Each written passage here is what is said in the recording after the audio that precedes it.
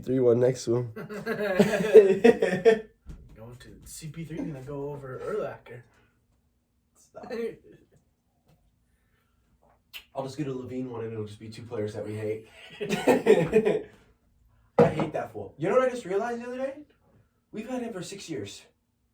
6 years. Yikes. God damn. Right? You guys, dreadful you 6 guys years. traded for him, right? From Minnesota, or was he a free agent? I honestly don't remember. I hope we didn't trade.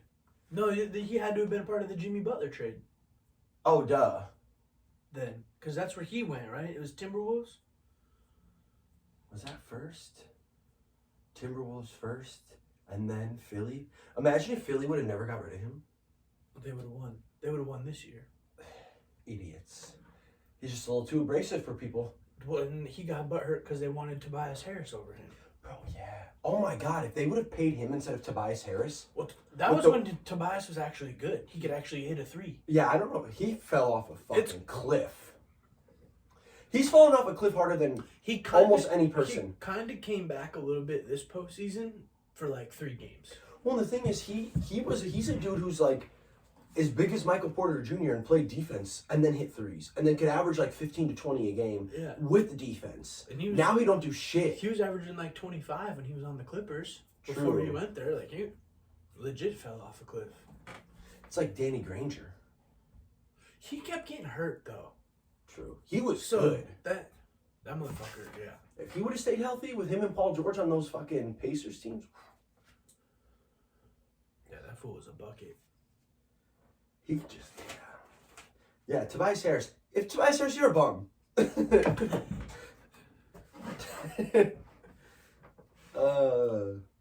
to be back in here. It is. It's been a minute. Almost 2 weeks, actually. Yeah.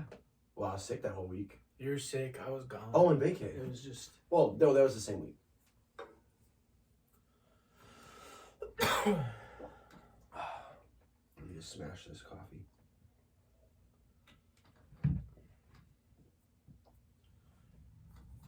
I'm tripping on Garrett Wilson on being 8th on this. What is the hype with him? He had one good game and it was versus us. And it was Kendall Vildor and Eddie Jackson was hurt. You had a good year. You won Offensive Rookie of the Year. Honestly, if his own teammate didn't get hurt, his teammate would have won it over him. Brees Hall, you think? Hell yeah. Yeah, probably. He would have been like a 1,300-yard rusher. He was going off. Wasn't Kenneth Walker a rookie? I think he deserved it over Garrett Wilson. That fool's nasty route runner. Who? Garrett Wilson. He's pretty good. I watched him.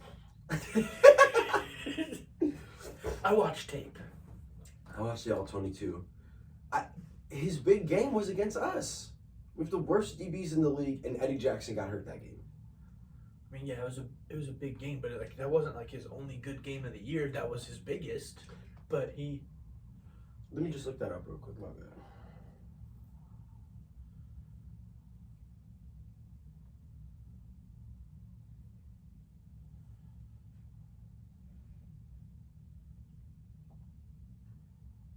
He had 1,100 yards and 4 tutties. And 2 tutties came against us. Whoa! We only had 4 touchdowns? Well, no, like, bro, let's talk about how bad their quarterback situation was. Mike White, go. And they had Flacco. Flacco threw the ball 70 times a game. But they didn't score points. He had 83 receptions on 147 targets. Yikes. A long of 60. Damn. They're saying Jamal Adams isn't even going to be ready for training camp, bro. That was week 1. Oh my God. That's a bad quad injury. Them people, they don't bounce back from the quads.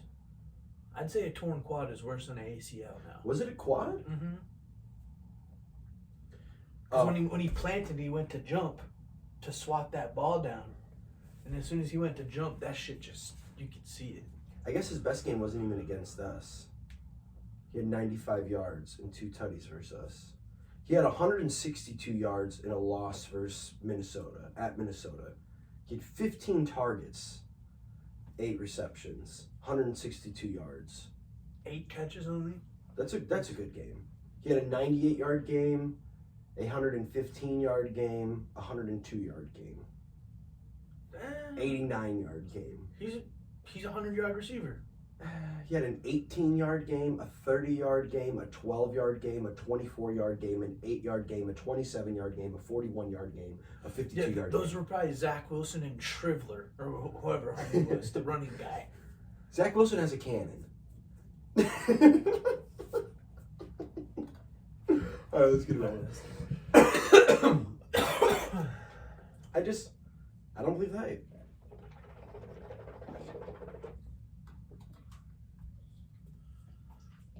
I believe the hype.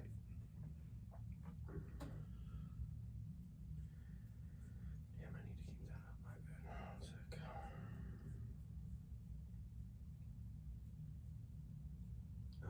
Okay.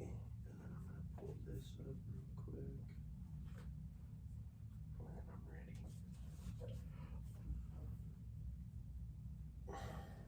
I need to. Ooh, the Belmont Stakes is tomorrow. I want to get the team Messi went to. I forgot their name. Miami Inter Miami. Mm. I think that's like the only. I have no idea. All right, fuck it. We got it then.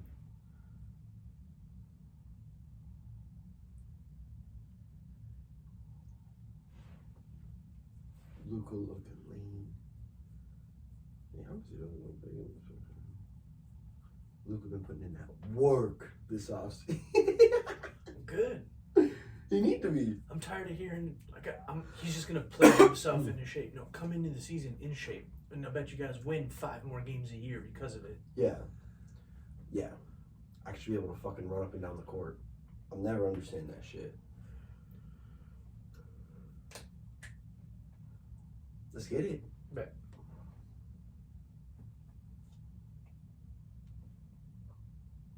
What's happening? We think we know, fam. On today's episode, we have to talk the PGA Live merger. Shocker of the century for the golf world. Messi coming to the States. Kick it like Messi. We got some NFL news to get you guys up to date on. And to close it out, we're going to give you guys some NBA news, updates on the NBA Finals, and give our predictions for the rest of the series. So let's get it rolling. What's happening, fam? Chilling, bro. Chilling. Been a couple weeks since we've been in the lab. It has been a couple weeks. I think you got COVID for like the 17th time. Okay, one, COVID doesn't exist. Two. Fauci said it. No, jokes aside, bro. That is probably the worst sickness I have had in recent memory. Like I was more sick.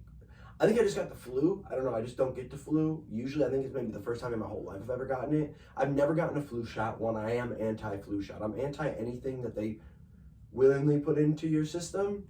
I can put enough shit in my own system myself. But this flu, bro, for like an entire week, knocked me out. It was crazy. Yeah, I ended up going to San Francisco for the week as well, and I mean, you were still even shaken up, feeling pretty bad the couple of days I was home too. It was 6 days. It's 6 days I was fucked up. That's a while. Yeah, and it was just like a weird congestion going on in the head, and I'm still kind of waking up with like lingering, but man, it's nice to be back on the feet. Nothing gets more frustrating than like day 4 when you're just laying in bed and you want to do shit, and then you like can't, and like I was so tired, and I just got so cooped up, cabin fevered. Then I got so frustrated a couple of nights. You know when you lay there and like you try to breathe through your nose, but it like burns, and it's like, man, I got no fan on. I turn the fan off, I'm sweating, and it still burns when I breathe. And feels like it's clear, but it's super congested. Yeah, that shit's the worst. Yeah, by day 3, like you said, day 4, you're pissed off. You're ready to. You want to be back on your feet. You want to be doing shit, but. Yeah, weird. I don't know what was going on in the dead summer too. What the fuck? Sus. Yeah. It's all these wildfires. Oh, blame that shit on China. Yeah. Weather balloons. Fucking Saudi prince. No, but dude, good to be back. And a lot has fucking happened. I mean, I think we just have to get things kicked off. I know I made a joke, bringing up His Majesty. Yeah, we're getting canceled. But shocking news out of the golf community. Didn't tell a soul. Just out of nowhere, the PGA and Live combined forces. And it was actually a third thing as well. The DP World Tour. Whatever. I think we don't hear much about that. They threw that shit in there. It's PGA and Live. No one else. The third one is there for optics, so it doesn't look like just a PGA Live merger. True. But shocks the golf community, the golf world, and really just crazy. It came up out of nowhere. Literally in the middle of their major season. This bomb gets dropped. I don't know. What were your initial thoughts? What were your reactions? What you think it's a good thing? You think it's a bad thing? Like where's your head at on this? Yeah, I think it was just so honestly confusing. I was confused. All we've heard since the Live has been announced and the Live Tour has started is how much the PGA hates them. It's blood money. You don't take blood money. We won't welcome them back with open arms if they want to come back. It's just been nothing but shit talking from the PGA side. I mean, they even got the 9/11 families involved to shit on the Live Tour before it started. So and that's ridiculous. That's just way too far. And now for them, that's honestly more sick than them taking money from the Saudis. Like, why are you even involving the 9/11 families? Yeah, what? Exactly. And not include Pete Davidson. Like, what? Or a memorial. What it tells me is PGA's broke. Dead broke. Broke as fuck. Broke boys. Jay Monahan does not know how to spend money. They actually had to go. You think they're broke or they have more money than people realize? I don't know, man. From what we're hearing is they've actually had to dip into their reserve for like future investments and whatnot to be able to pay out these most recent tournaments. But they said, okay, yeah, my bad. No, so, I mean, rightfully so, the PGA did try to combat what the Live Tour was doing, and they upped the prize pool significantly. I think Victor Hovland just won the Memorial Open, and he won like $3.6 million for that. Mm-hmm. Last year, that was 1.7. Mm-hmm. So they have significantly raised the prize pool. Some of them, they said $20 to $50 million in prize pools for these tournaments. Well, they have to combat it somehow. They heard more and more people are just going to want to go join the Live. Like, they even just announced, I mean, before the merge, it was like 3 weeks ago, they were going to start relegation, where it was like people could come in if they were doing better and people could get knocked out if they weren't playing well. So, like, the Live was going to have kind of a rotating door and opportunity for a lot more golfers to go make some bands. I think the PGA also noticed that. So between that and running out of money, they were like, we got to get ahead of this. Now, long term, I think it's actually very beneficial for the game of golf. I think this needed to happen. I think it needed to be shaken up. It was just too grandfathered in. Like sometimes you need some change. And I think this is going to bring a shock and a little bit of excitement to the golf world. I don't know. Some of the former players are pissed. I mean, Rory's still on his brigade of, I hate Live. I hope they disappear. I hope this league vanishes, But now they're paying his paycheck. So he's going to have to lighten his stance up a little bit. I honestly don't think he will. And I would be like, fuck it then. Like, what are you going to do? I'm still under the PGA. I don't know. My initial thought when I saw this was comical. I thought this was a joke. I think this was the end game for the PGA, honestly. Like, I think there was just so much pushback initially, like when it started and people started leaving, that then they had to take this drastic stance. It's always like when situations like this happen, the media, people in the media, like, you instantly have to pick sides, and like once you pick sides, you have to die on that fucking hill. And I feel like it happened, and the PGA was like putting feelers out, like, oh, maybe the public won't care, maybe like this won't matter, and blah blah blah, and then we'll be able to do business with them. And then there was such kickback and pushback of like, everything that people don't agree with from the Saudis. But I think this was the end game of the PGA, and I think this is. Do you think it was so PGA over Live? as far as end game? I think Like- so. I think they were wanting to merge with them from the rip. I just think they didn't want to go into business with the Saudi prince immediately. I think they needed funding, and I think there was a little bit of pushback, like maybe internally, and then they were like, maybe this isn't a great idea. So he was like, fuck it, I'll start my own. And then they started poaching so many golfers. I think in the grand scheme of things, as a viewer, this is great. You know, I was all for it. I was pro-live as far as another league. You know, like I think this is great. This is the only merger that we will probably ever see in our lives. Like we didn't see the very NBA ABA merger. We didn't see the AFL, AFL NFL merger. You know, you just read about those things. This may be the only merger we ever see in our life with a major thing like this. Like it may happen in tennis, I think, is probably the only other sport because it's so individualized.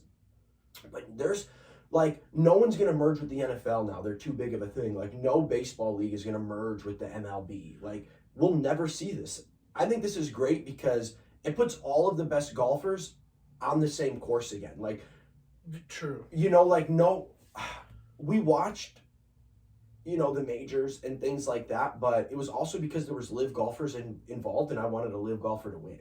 Yeah. You know, it's like we would watch them before, but it's like no one wants to watch a normal tournament if it's like if DJ's not out there, if Kepka's not out there, if, you know, Cam Johnson's not out there, you know, and all competing together.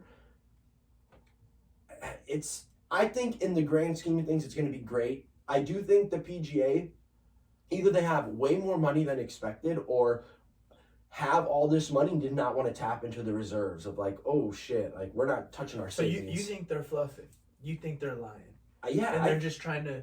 Do you think it's a swing dick move, or do you think it's so they stay on top? I think it's a money talks move. It's Yeah. like they start seeing all of this fucking hundreds of millions of dollars being spent by the live and put out of like, damn, we want a piece of that pie. Yeah. And they start like having to ask sponsors for extra money to help pay these purses so they don't tip in, you know, go into their reserve. It's like, shit, there's only one number you got to call.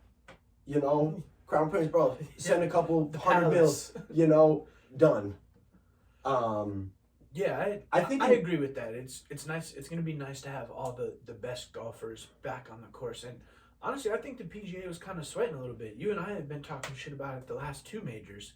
There's been nothing but live golfers finishing in top 10.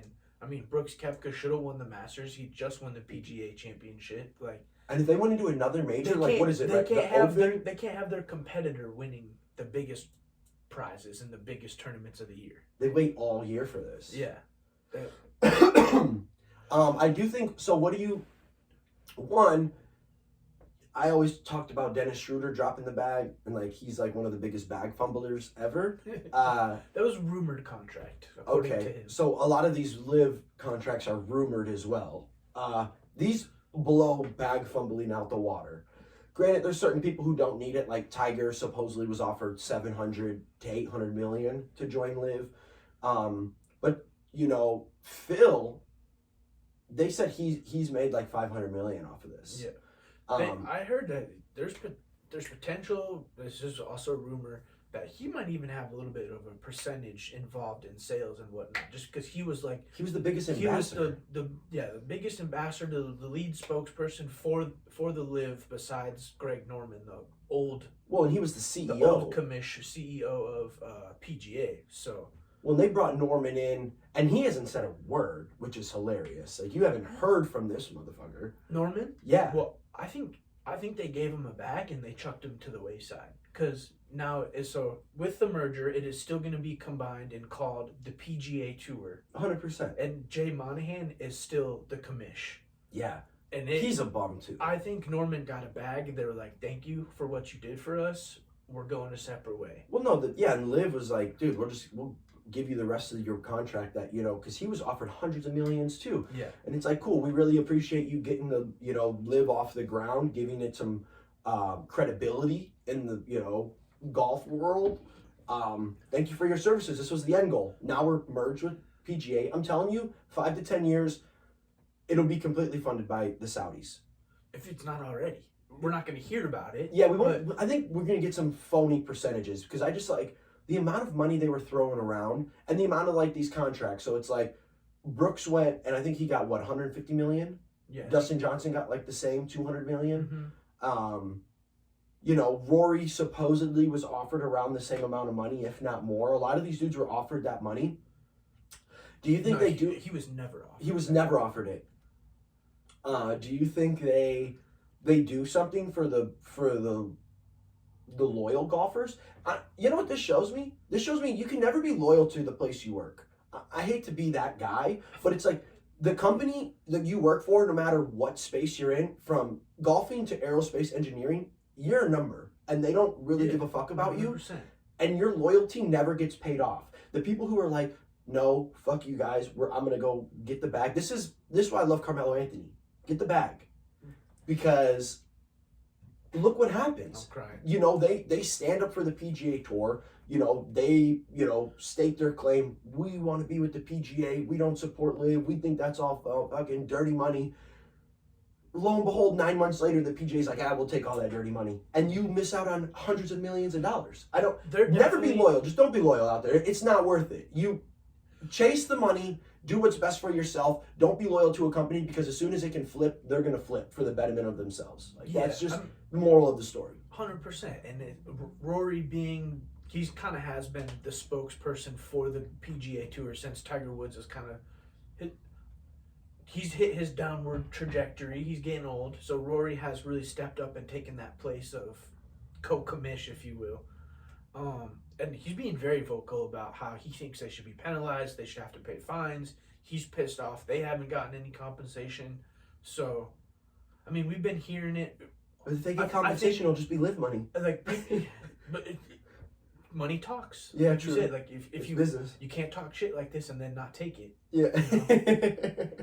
That's all. I mean, or you can and ride off into the sunset. Or are you not going to play golf anymore? You know, I know he has a cool little concept with Tiger Woods coming out, like a TV show. I think that's still a year away yet, but they're for sure. Like John Rahm, Scotty Scheffler, like guys that are still top 5 players in the world, they're going to get some sort of something. We might not hear about it. It's probably we'll hear undisclosed amount. A quick little 50-100 mil under the 100%. table. Just to. They got the funds now. I think they do too. I think you almost have to. If you want to just smooth everything over and just get back to golf, like let's get out of it. Like we were talking about before we started recording, LIV had won multiple litigations against them of like, we don't have to reveal what we did with our contracts. Like, fuck you. Yeah, and even if they don't win them, they're willing to fight them. Yeah, they're like, hey, we'll run out of money. We got the lawyers' fees. Yeah, we got the bread for it. So isn't that crazy? Isn't that a crazy concept to have unlimited money? It's literally where they're at. Yeah, they make billions of dollars a day with the oil they put. Anywho, it's just that would be a crazy feeling. It doesn't matter what it is. We have unlimited money. Yeah. Do you want it or not? And keep it short and sweet. 100%, they're gonna have to pay those guys if they just want to get back to golf and smooth this over almost as if nothing happened. So you they think have to they were still talking about, anyone who did go to LIV will have to pay some sort of penalties, like, you won't be in the world rankings, or you can't like win majors and shit like that. I don't know how that's going to work, because I mean, the PGA is a thing where it's like the top 70 players at the end of the year on the world, rankings automatically get invited to all of the tournaments next year. Yeah. So like all of these dudes, so like it's gonna suck for the dude who's like 65 in the world right now, and all of a sudden they add, all 40 the LIV, more guys back. all the LIV golfers back, and it's like you're obviously not with Koepka or Johnson or Cam Smith or even Phil. I think just another simple answer to that too is like they're gonna have to extend the cut or eliminate cuts or have appearance fees. Like you get 10 grand no matter where you place, or 10 grand. It's probably 50. Yeah, or maybe like the first year, like okay, the top 100 golfers, you're gonna be invited to all the tournaments next year. Yeah, and have a chance, because it's like people still do love that, like, Cinderella story in golf. Like we were just rooting for Michael Black. Yeah. So I'm interested to see. There's going to be this is unprecedented. They're going to have a very big influx of cash, so they're going to be able to do it. If they want to keep everybody happy, they're going to have to. And you know what? I know in business that's impossible, and then just in life in general, it's impossible to make everybody happy. Someone's going to bitch about something, but Yeah, they're gonna be busting out the bags. We've been pro live only for the reason of competition and stuff like that. And this whole, everyone bringing up the 9/11 stuff just absolutely kills me. Like, Saudi is the United States of America's second largest trade partner in the entire world. Like, we live here. We take money from a country that, Yeah. business People as don't want to usual. talk about that though. Yeah, It's not a headline. Yeah, it should be. It's Because it's like, hey, money clearly talks if our government is willing to do trade with them. Sure, our government's day. broke too. Yeah. But yeah, nuts though. Largest merger I think we'll ever see in our life, bro. I don't think we'll see a merger like this again. It's pretty cool. I feel bad for someone like the 65 ranked players. I do feel bad for those guys because, I mean, Live Tour literally has probably 10 to 15 golfers that are going to come in and immediately be At least top 40. If they're able to do that, they're going to be top 40 players, so do feel bad for those guys, but it's been pretty cool. Shout out to the Live Tour for actually kind of causing a stir. They made it happen, and I think at the end of the day, they got their end goal as well. Yeah, and it was like, everyone was like talking a win-win about for them. Both sides, but people are pissed off about it. And people were like, man, they were going bankrupt too. They didn't get the viewership and stuff like that. And it's just like, they got unlimited money. They can have nobody watch their shit.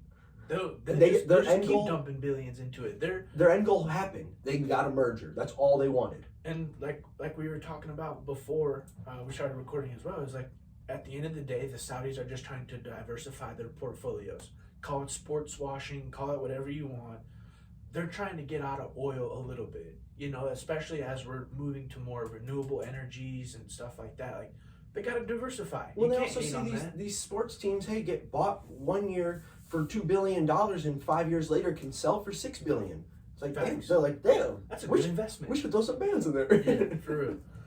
I mean, yeah, crazy merge. And speaking of busting out bags, I mean, let's just transition right into more bags being busted out by them and us. But yeah, but it was more so Messi ends up signing with Inter Miami for some crazy percentage of sales with Apple registers and whatnot, but the Saudi prince offered him 1.2 billion. Yeah, it was like 1.28 billion at first, which, I mean, when you think about it, absurd for a player, one person. When you think about it, it's like Jordan was like the first athlete ever to become a billionaire, and that took 15 years after being out of the league. And he has the most popular shoe ever. Kobe became a billionaire, and it was after he was playing. Bron is the first player ever to become a billionaire while playing, and those are the only three sports billionaires. Tiger was there, I think, with if he went through some shit, but there's not a lot of people, and definitely not while you're playing. Bron breaks the mold on that, but he has so many sponsorship deals. Messi was about worth $1 billion, and then he would have been added another $1 billion just for going 1.3 billion. To say no to that is props to you, Messi. I know you're not chasing the bag. You obviously are extremely well off, but this unlimited money shit is no joke. They will offer whatever. Yeah, and we just saw this morning that after he had committed to Miami, they actually came back and offered him 1.6 billion to even try and further entice him, but he still said no. He ended up going to Miami. He said he wants to control his own destiny. The MLS offered him forthcoming if he ever wants to. And this is David Beckham's team, right? The Miami team. Mm-hmm. He's the part owner in it. Yeah, genius. Now Messi has the opportunity to own a team in the MLS for an expansion if he ever decides he wants to. Well, and they said with this contract, the reason he took it is he's going to get offered a gang of money, but he already is a part owner in the team. So they offered him percentages in the team, and he will get royalties off of how many new subscribers they get to the Apple TV. Because all of their games, like the Sunday ticket for NFL, is going to be on Apple for MLS. So he's going to get percentages of sales, percentages in the team and play. That is ridiculous too when you actually break it down. That's like someone coming to the NFL from the XFL and being like, hey, you're going to the San Francisco 49ers, you're going to get, $100 million a year. We're going to give you 10% in the team, and we're going to give you 2% of all Sunday ticket. At the end of the day, it's probably going to end up being worth more than 1.6 billion. I mean, The ceiling is there to like 100%. Just think of how many people are gonna end up going to buy that subscription now just to watch Messi. Like it's gonna be a worldwide wave because he's no longer overseas playing with those guys. So it's like their average ticket price. The amount of people that he is probably their favorite player overseas. I mean, if you ask anybody, I bet you it's over half the people. It's like Messi's my favorite player, especially in Argentina. I mean, the person who has the most Instagram followers on earth is Cristiano Ronaldo. The two most famous people on earth are probably Cristiano Ronaldo and Messi. And it's like back and forth. But Messi is, arguably the GOAT of all of soccer, the most popular sport to have ever existed. There are kids from anywhere on the face of the planet and they write Messi on the back of their shirt while they're playing. He touches more people than LeBron could ever think of, than even 100%. Jordan could ever think of. We saw it was overnight. Just the club Inter Miami's Instagram grew like 4.7 million followers. I don't even know what it's at. Last I saw it was 5.4 million.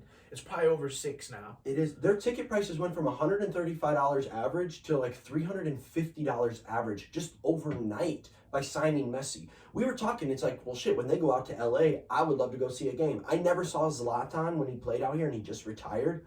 And he's like my favorite player. I love that fool. He's my type of soccer player. And never seen him, I'm irked about it. I really dropped the ball on that. And, we were talking with one of our buddies. He hit me up. He's like, now with Messi here, like, we fucked up not seeing Zlatan. We have to go see Messi. He comes out to LA. Those are going to be $500 ticket prices we were talking about. We're going to have to plan for it. It's not like, oh, shit, let's just take a quick cruise. Yeah, like, it's one, great for the MLS. This is what the MLS needs to do. You need to invest, and get these great players because that's how you bring viewership. It's tough to compete in a country where soccer is 5th on the totem pole right now. But if you start getting these massive stars of Messi, and think of how many of those 4.5 million followers are probably going to pay the $8 a month so they can watch him play. Yeah, and it's smart where he's still regarded as the best soccer player in the world. Like Zlatan was at the end of his career. A lot of these dudes come over at the end of their career, which is cool. But like we want to see them while they're amazing. Facts. I mean, he's probably close to the end of his 100%, career. But he's still savage. Yeah, I don't disagree with that. Yeah, that's crazy. He's cool to see the MLS making moves though. Like I need to. I'd love to tune into some soccer games. And I'll tell you what, that soccer game. I've been to one soccer game in my life, and it was for the Copa America a few years ago. It was USA played Colombia for 3rd place. The energy in the place was fucking absurd. Yeah. People don't play about soccer. It was exciting. I really enjoyed it. It was way better watching it live. Obviously, almost all sports are better live. But I don't even mind watching soccer on TV. Like World Cup's on, I watch a gang of the World Cup games. I just don't follow it regularly, I'm ecstatic about it. Messi in the States, like, this is huge. This is the biggest thing in MLS ever. Yeah, I don't really know much about the history of it, so I'm going to agree with that for sure, 100%. I mean, it's Messi. He's probably even better than Ronaldo right now. Yeah, Ronaldo, he's always been better than Ronaldo. Ronaldo's just more famous, celebrity vibe. Yeah, and he's like, tall, handsome, fucking. Yeah. Messi kind of a short, goober guy. Yeah. Messi here to play soccer. Ronaldo gives Playboy vibes. Yeah, here to take your wife. Yeah, for real. No, I feel you. But no, huge. I'm really interested to see all the numbers that come out around his contract and exactly how it's structured because it's not set in stone yet. He just has verbally committed. So I want to see, and I really like after a year how much money he actually makes from the Apple TV because there's a lot of money to be made in that. But to turn down 1.6 billion, holy shit! It probably would have been in cash. Half of it. Yeah, I don't know. Kudos to him though for staying strong, and also I thought it was really cool. One of the big reasons he said he didn't return to Barcelona was because they said they were going to have to sell multiple players' contracts and stuff just to make room for him, and he didn't want to uproot their families and potentially cause some turmoil in their careers, and that was a big deciding factor for him to go to Miami as well. I just want to give him a shout out for that. That's pretty cool. All right. Yeah, being thoughtful of Thoughtful of the other guys, you know. and the organization he was a part of for a decade more, you know. Yeah, wow, Messi in the States though. I really am. I want to see that Miami LA Galaxy in LA. How much that ticket's gonna be? Is it $500 ticket? That might be more. those markets, especially if it's in LA over Miami. Oof. 700. It's gonna be insane. It was like when Vegas, when Vegas opened for the Raiders, to play there, and it was like, oh, we want to go to some games. It was like, maybe a couple $100, $200-$300 for a ticket. All of a sudden, like certain games, it's like $600 for a ticket. Well, Mark Davis is broke. Not anymore with Brady. True. That's how they were able to pay Jimmy's contract. They needed investors. Man. Yeah. Speaking of Raiders and whatnot, let's just get right into the NFL. What do you think about Brady being a part owner? I'm surprised by it. I mean, I didn't think it was going to be the Raiders of all teams, but like we said, they were actively Vegas. Out there trying. True. Is it no income tax or no sales tax? I think no income tax in Nevada as well. Plus, you're in Vegas. Yeah, he's single now too, so he's like, "What up?" Yeah. True. Bro, did you see the renderings of the A's stadium that they're building? Bro, gas. All in center field it'll be the MGM Grand that they see. Wow, that's really cool. It looks pretty badass. That's pretty cool. Okay. I mean, Vegas is just doing whatever they can to get sports teams. You think they're sports washing? You think they're trying to change their image? Bro, you know how much money they got too? They got unlimited money too. Yeah, true. All the casino money and shit. I don't know. That's kudos to him, though. I mean, I think we knew this was probably going to happen eventually. I'm surprised it's a year out of the NFL.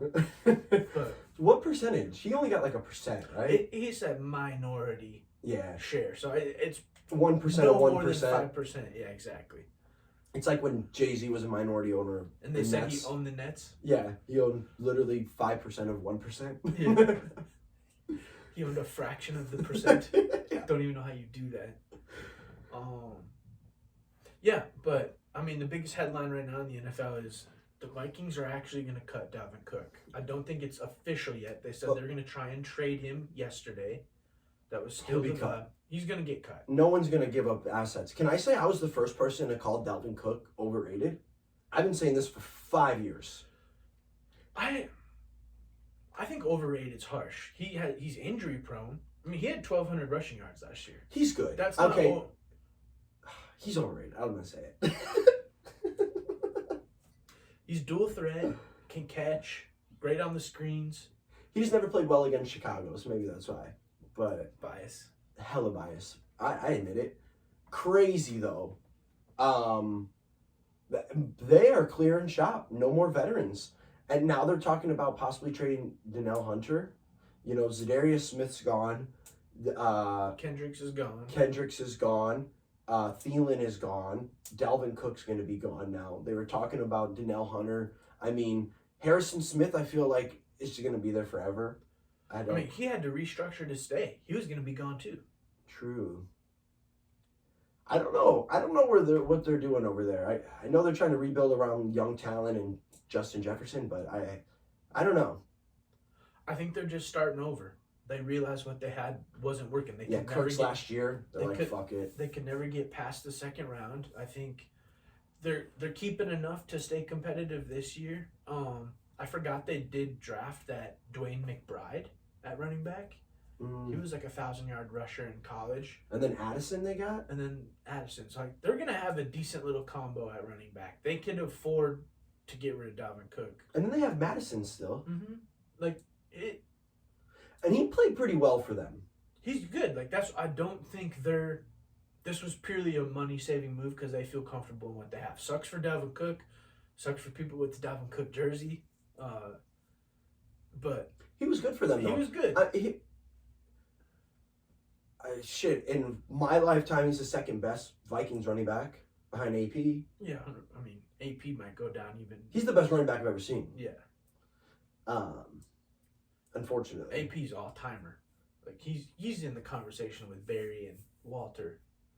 He's a one peg below in my book, but he's better than LaDainian Tomlinson, in my opinion. Yeah, for sure. You know, like he's the best running back I've seen in person. Yeah, and we got his signature, so shout outs to him.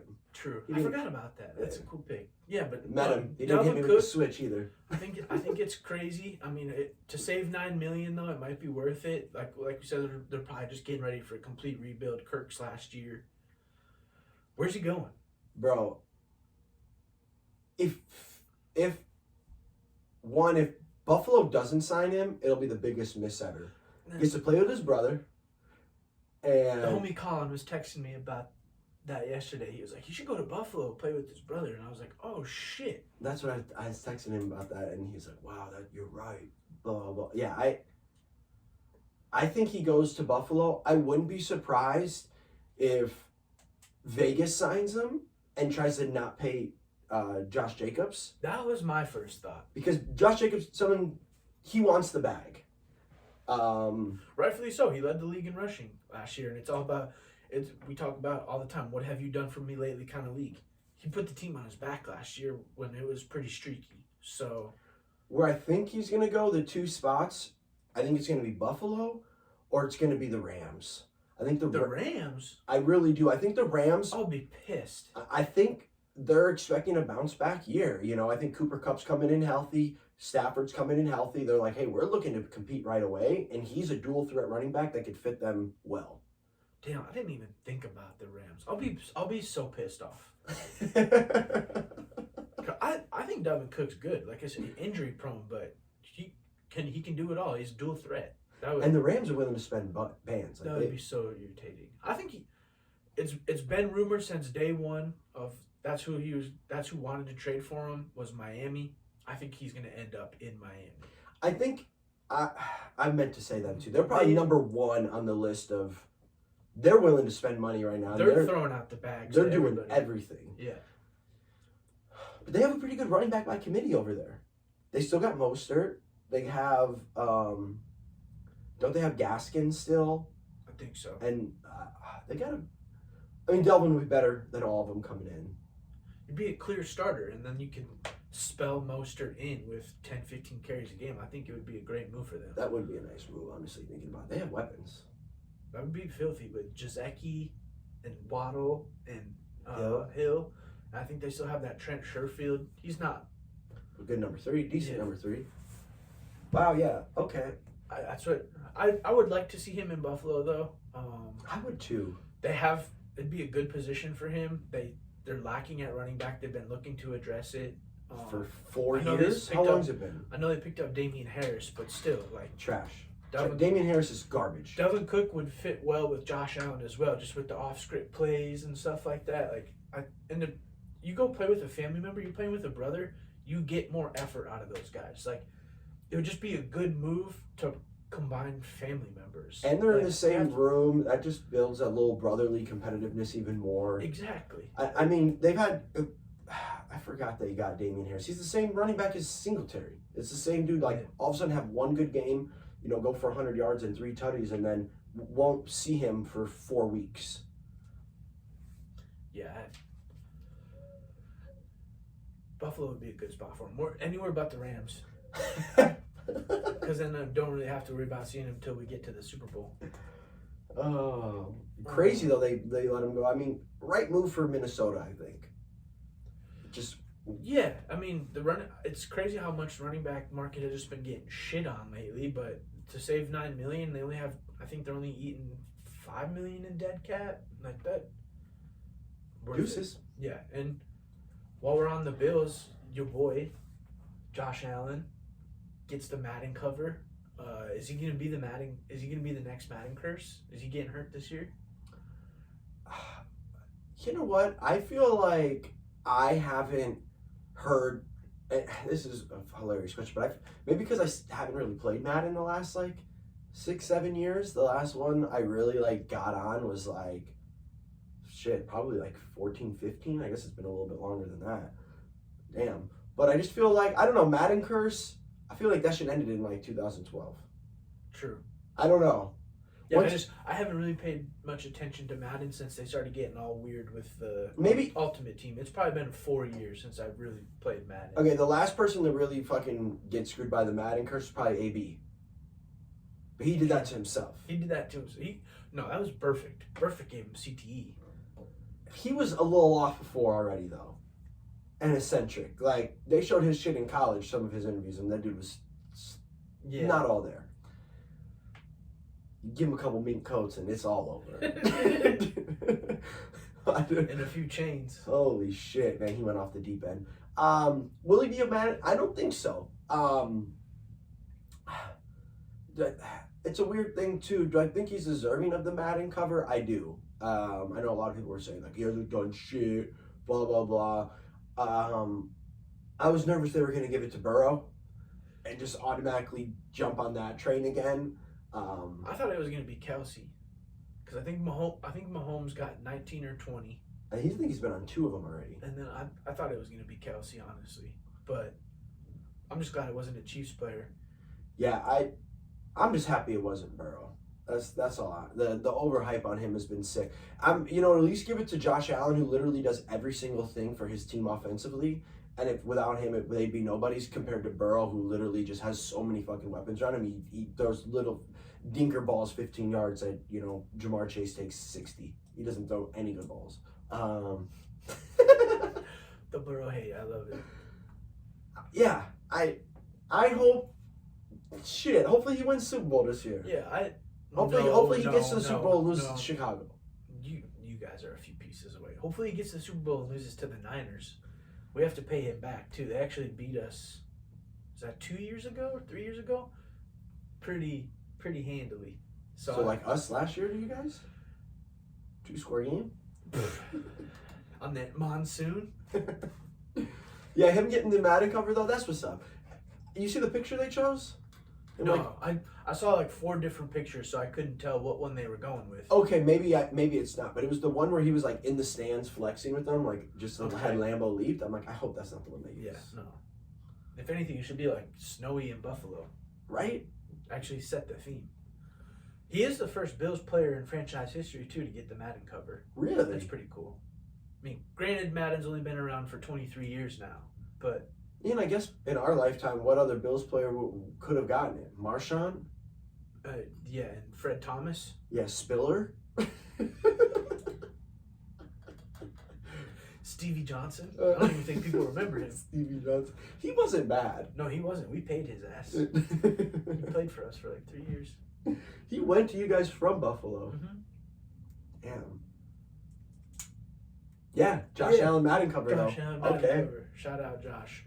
I like him, dude. I do too. He's been on a lot of YouTube videos and stuff. I've seen him. There's a big golf channel I watch called Bob Does Sports, and he's been on it a couple of times. He's just a good dude. I'd love to go play around with that fool. He just chill. So good for you, Josh Allen. I do too. I like Josh Allen. I like him as a player too. Gunslinger, best arm in the league. And really, when you look at that offense, he single-handedly brings it. They don't have a. You think he has a better arm than Herbert? 100%. He makes the throws Herbert makes in the cold, and Herbert does it in a dome. True, I respect that. He is really. You look at the Buffalo team. Their defense is subpar, and their offense is great because of what he does. If he's not running for 80 yards and literally dropping dimes into Gabe Davis's chest from fucking 75 yards on the field, they're not good. And it's literally all him. Like he does more for his team than any player in the league. I'll say that. Damn, okay. I think Gabe Davis is a certified bum. MVP season coming for Josh Allen. I think he could have won MVP the last 2 years. Last year was a little rough. I feel like he tried to do too much. But the year before, they should year have beat the Chiefs in the championship. 13 seconds, bro. The defense can't. The defense, because the defense is garbage. They have no running game, and Stephon Diggs is really good. I'm not. He is great. Top 5 receiver in the league. Gabe Davis, he only makes great plays because there's balls that Josh Allen throws that you literally can't drop, and then he ends up dropping them still somehow. Yeah, last year was rough. Some of the dimes he puts on that fool are ridiculous. he does more for his team than anybody. He does more for his team than Patrick Mahomes does for Kansas City. And he makes way better plays. Patrick Mahomes runs around and throws the ball 6 yards. Josh Allen runs around and throws the ball 66 yards. I don't disagree. I hate Mahomes. Yeah. Couple other NFL news, though. Yeah, I mean, while we're on the quarterback, should we just talk about what we saw this morning with Rodgers? Oh my gosh! His little FaceTime with Sean Clifford, who I can't believe they're making a big deal out of this. Sean Clifford now has Aaron Rodgers' locker. I think the Packers are just letting this shit leak because they're just trying to stick it to him as much as they can. Like, yo, move on. Rodgers already has. He's actually showing up to OTAs and stuff for the Jets. Like, he never did that for you guys. Quit being bitter. Yeah, and I think they're making a big deal about it because it's like Elway left Denver and they had his locker like enshrined for a couple of years, and they did it for Brady, and I guess they did it for Manning, and like these great quarterbacks get like their locker in their area like kind of enshrined. Maybe be great and earn an enshrinement instead of living off of being fucking carried by a defense 15 years ago. You were there for 16 years and had one good year. He had one good Joe Flacco year in his career, and he didn't do a fucking thing. He almost won 3 MVPs in a row. He should have not won either of the last 2 he won. He literally... He's the only MVP ever to not even throw for... He threw for, 3,200 yards and he wins MVP. Miss me. Just because he throws 2 picks. He only threw like 20-something tutties. Brady beat him in every single statistical category at 7 years older than him both those years. He should have not won either of those MVPs. Miss me with that. And all you were a negative cloud in Green Bay for the last decade, and you underperform in the biggest game every year. What are they going to enshrine? They should enshrine a Niners locker in there. Yeah. Because y'all be owning them. 100%. Or if they're going to enshrine it, it better be in red and gold. Just let them know. It's like, you ain't do shit for us, bro. When was the last thing he did something positive for Green Bay? He was a piece of shit to Matt LaFleur at first. Oh, he was. I forgot about that. Piece of shit to him. He was a piece of shit to Mike McCarthy at the end. He's been a piece of shit to Gutekunst. He's been a piece of shit to every young rookie that they bring in. What? You want us to make a gold and green turd and put it in the fucking locker room and be like, thanks, Aaron? That's what they should have done. They should just put a turd right on it. Here's your enshrinement. I think it's hilarious, though, and I think it's Green Bay saying, I don't even know if he gets a statue in Green Bay. And if he does, it's going to be after he retires in like 10 years. No. When people start forgetting about all the shit that he actually did. Did they give one to Brett Favre? I think so. Is that why? Well, it's like all the great players get statues, like great players, but who played there for a while. I'm pretty sure Peyton has one in Denver. I mean, hey, he won a Super Bowl with a broken neck. He couldn't even throw the ball further than 15 yards when they won this. Granted, the defense was fantastic, but he really did change the whole culture. And Denver? Yeah, he went to 2 Super Bowls there. Yeah, they lost. They went back to back, I think. Lost and then won. Yeah. And then he retired. Yeah, and fucking Aaron Rodgers only been to 1 in his whole career. True. Yeah, no, I just thought it was funny. He was like, "How you like my locker?" Yeah. Like, dude, shut up. He coming from the it's dude not yours anymore. Who literally had to have his locker in his own separate room and take separate planes because he didn't want to be a part of the team. One of the only athletes ever to do corny shit like that. I have to fly back by myself. Russell Wilson was on that vibe last year. That shit's whack. Yeah. No, Have your own locker. The only person who can get away with that is Jordan. But he still didn't do that. Yeah, crazy though they give his locker. I love it. Great move for Green Bay. Good job. I love that they're finally starting to see who he was. I've been saying this for 15 years. And I love that like deep down it hurts him because he wanted to leave and for them to be like, no, Aaron. Everyone's like, good riddance, motherfucker. We've been trying to do this for 3 years.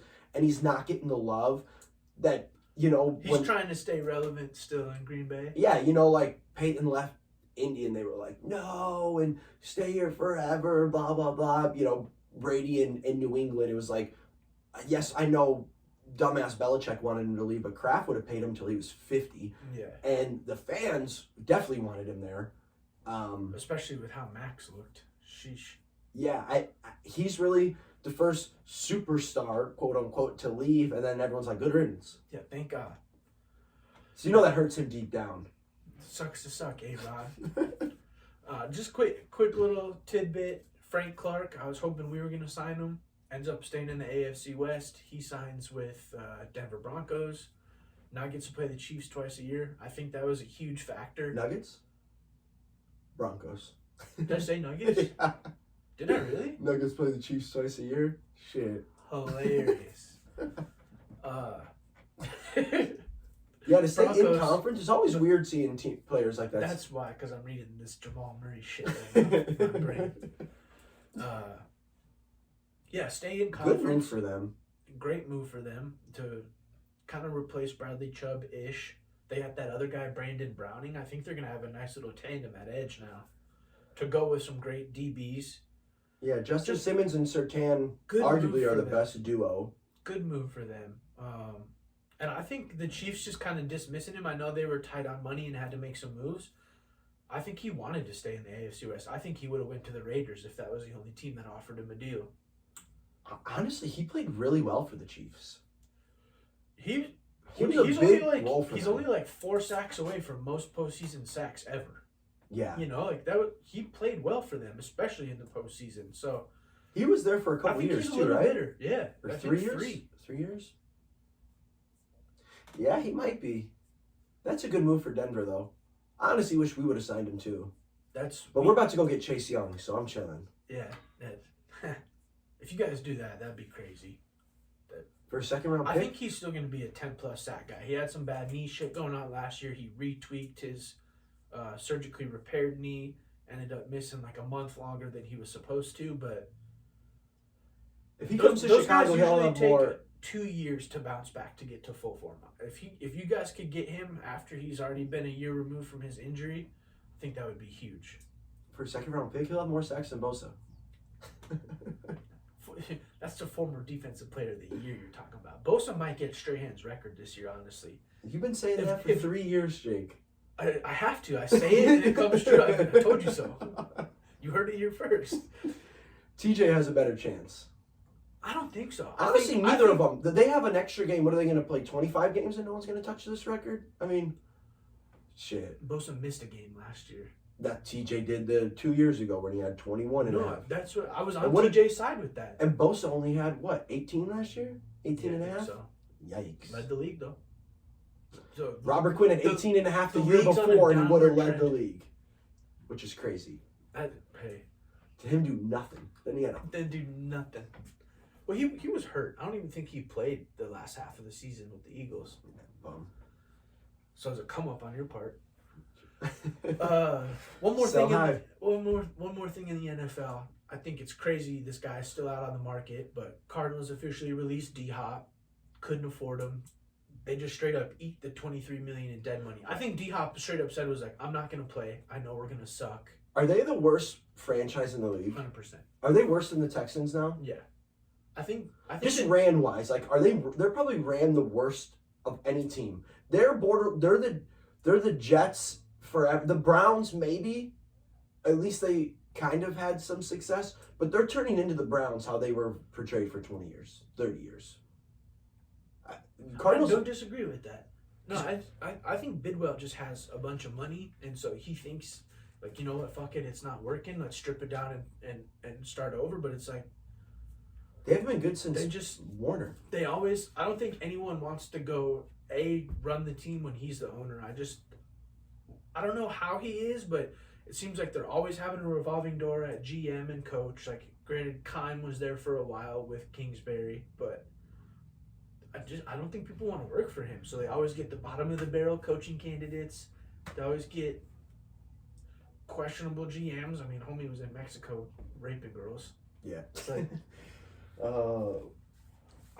they're the worst run organization in the league. Hands down. They give a dude who has a losing record in college, who literally should have moved up a program in college before he becoming an assistant in the league, an automatic head coaching job. Like, I think they're the worst ran team. They gave Kyler Murray this fat extension.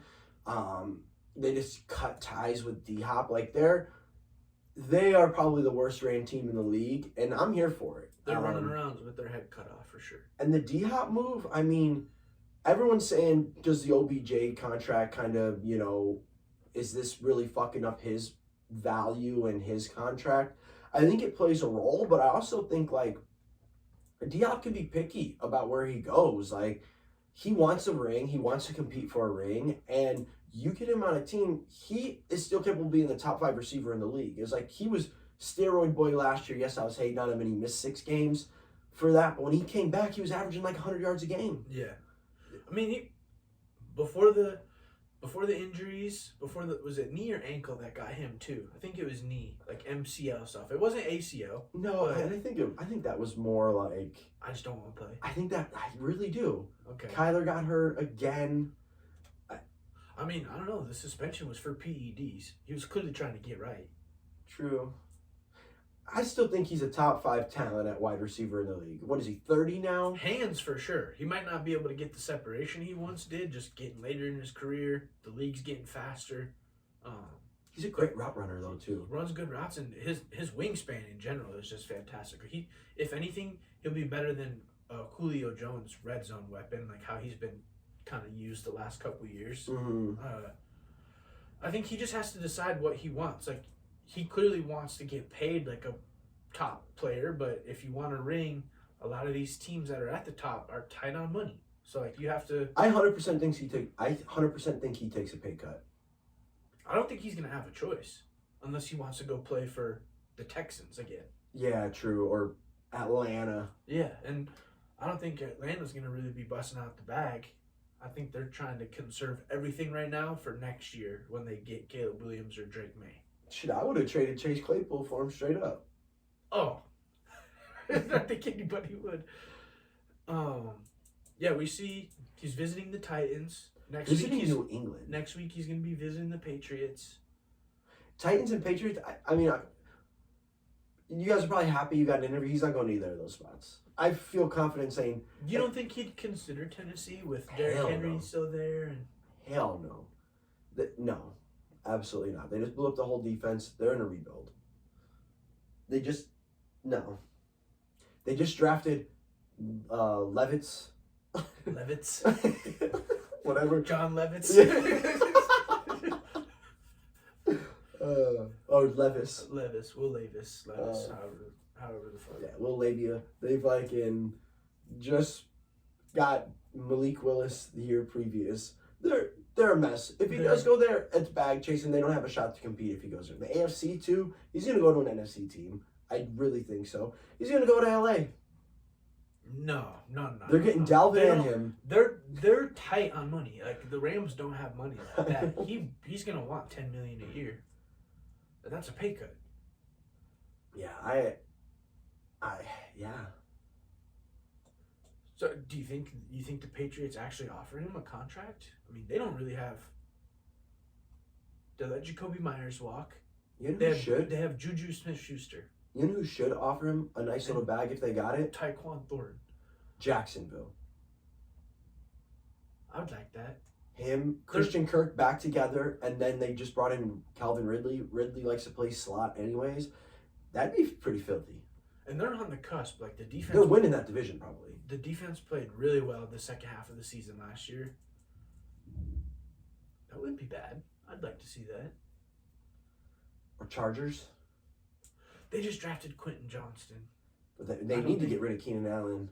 He can't stay healthy. Mike Williams makes one dope-ass catch and then blows his shit out. True. I'd like to see him on the Chargers, too. That wouldn't be bad. Where's your official pick? My official pick...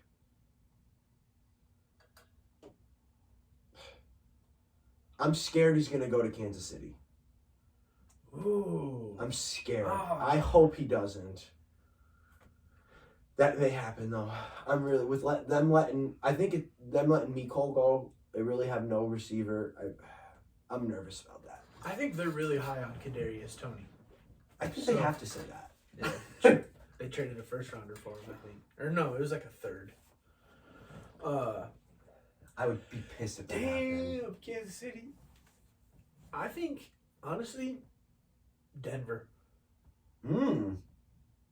They got bags now with the Walton family taking over.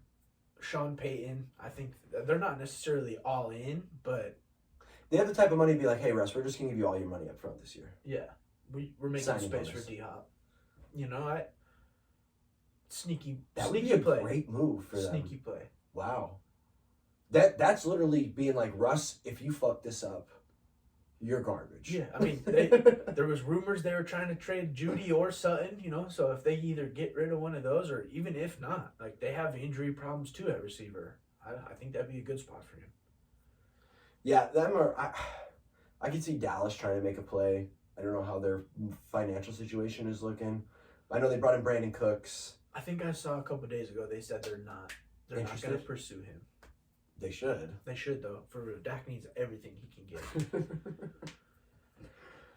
I really hope he does not go to Kansas City though. I'll shoot myself. I do not want to see that. In the foot. Yeah, I mean that's all I got for the NFL. Yeah, I mean minicamp's coming up. My boys are getting healthy. Your boy, I'm hyped. NFL's right around the corner, baby. What are we? Would it be 80 days from opening day, I think? 82 days? 82 days? Yeah, something like that. Yeah, let's not go down that train right now because I'll start talking about Debo interviews. Yeah, Brandon Ayuk might be a 1,500-yard receiver this year. Oh, boy. That's such switch. First up on the NBA slate, it's been the biggest topic right now, too. CP3 is more than likely out in Phoenix. They said they're meeting to talk potential reconstruction, but otherwise he's more than likely getting waived. Saw this coming? Didn't see it coming? Where are you at on this?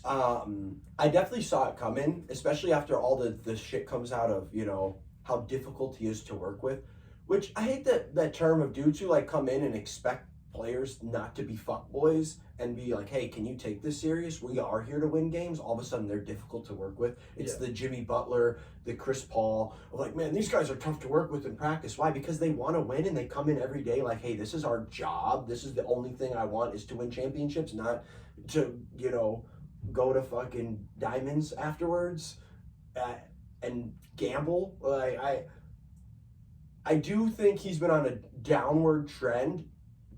But he does not click with Ayton.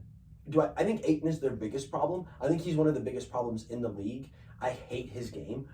He may be my most hated player in the league. I don't know, something about him. Watching a 7-footer stand there and just get out rebounded. You can't average 3 boards a game and be 7 foot. Yeah. You're a chump. Do I think he goes? I think they're going to try and buy him out, you know, restructure and bring him in on the vet minimum so he still gets his bread this year. I think it's like 30 mil. It would be 15 million that is what he's guaranteed for. So what they're wanting to do is they'll give him the 15 million. And then the vet minimum is like 12 and a half, so he'll still almost get his 30. No, the vet min is like 1.2.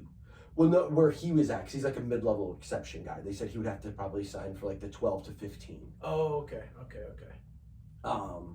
But I think he's gone. Yeah, that's just a lot of finagling to save $7 million. To a dude who can't stay healthy. He was balling when he was healthy, so I still think he stays in the league. I think someone gives him a chance, but I just don't think he's the right fit for D-Book and KD. I personally think they need to do what they can to go steal Tyus Jones from Memphis. I think that would be a great fit for them in Philly or in Phoenix. But yeah, I think CP3's out. I think he's gonna go link up with your boy. I do too. I really do. They need a ball handler. They need someone that can run the offense a little bit more smooth and not gonna just chuck up dumb shots like D'Lo does. You know, like I'm not saying CP3 is gonna be the starter. He definitely needs to. Lakers need to do everything they can to keep Schroeder on like a mid-level exception deal. And if him and CP3 can split starting minutes, and they can keep Reeves, and Reeves can kind of be a third option to run the offense, I wouldn't hate it. You know, the Suns were putting miles on CP3. Like he was playing 40+ minutes a game still at this age. If he could go to the Lakers and play 25. I think it'd be a great move for them, especially if he's willing to take a mid-level exception deal. I don't know if he's.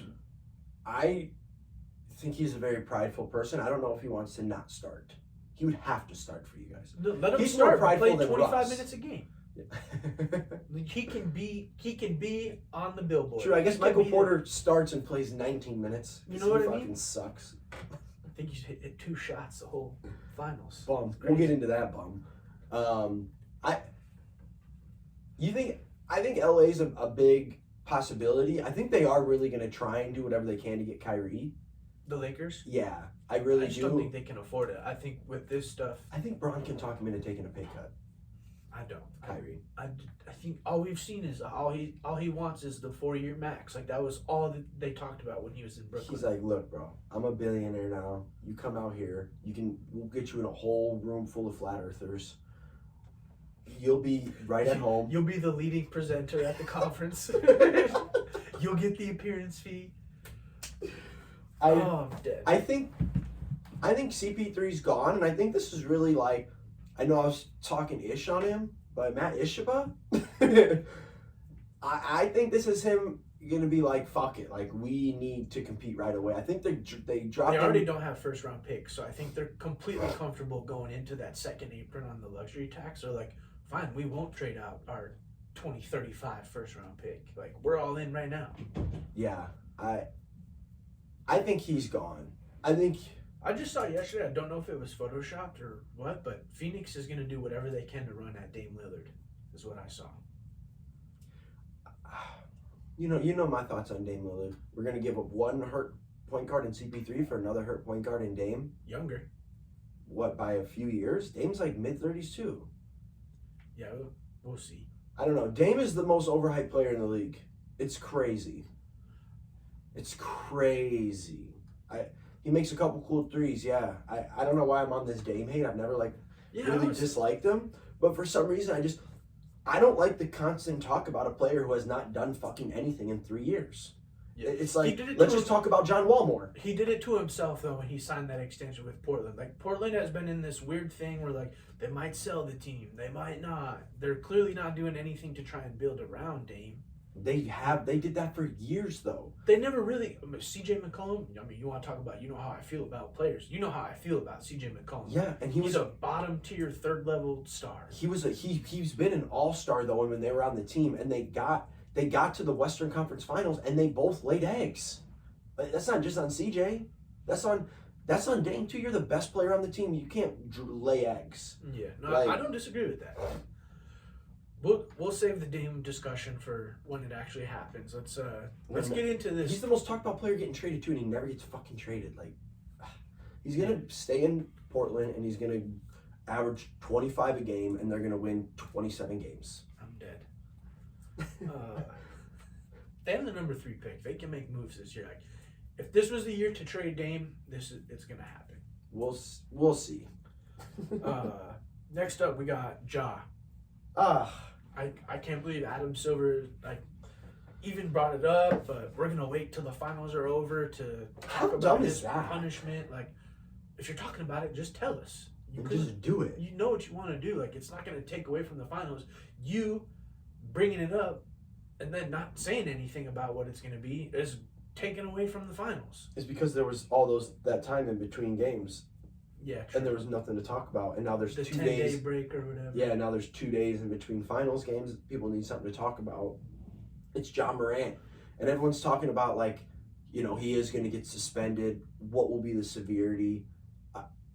I've hated on Ja strictly for the fact that you are making stupid decisions, bro. Stupid-ass decisions. Like, the fact that you're just not bright enough to tell your friends, like, can you just not record me? Like, you're rich and famous enough. People will take pictures of you, bro. Like, you don't have to post on IG Live. Like, people who go on IG Live are like Orlando Brown. Like, you don't... Yeah, you don't need that shit, bro. Like, you don't need to go on IG Live. You don't need to be the one holding guns either. If you want to be hard, if you're fucking about that life, if you are, hire somebody. Or have your boys. Like, these are your homies from day one, and y'all are, so hood and about that life, like, they should have guns anyways. Like, if they're about it, like, I I think he is really, really dumb. I think he needs help. I don't even know if he needs help. This whole thing of like really, really dumb. I think that's all it is. All this shit of like, man, he needs help. Like he has like these mental issues. He went to rehab and shit. I just think he's not a bright individual. There's some people who are just not smart. Yeah. I haven't really like listened to him talk, but I'm sure it's not very educated. No, he went to private school and his real name is Clarence. Yeah, true. So I guess it is. Yeah, he's not bright to me. Yeah. And do I think? All that aside, do I think he deserves to be suspended an entire year or half a year? I don't. No, it's like I think it's a 10 to 15 game. He clearly fucked up.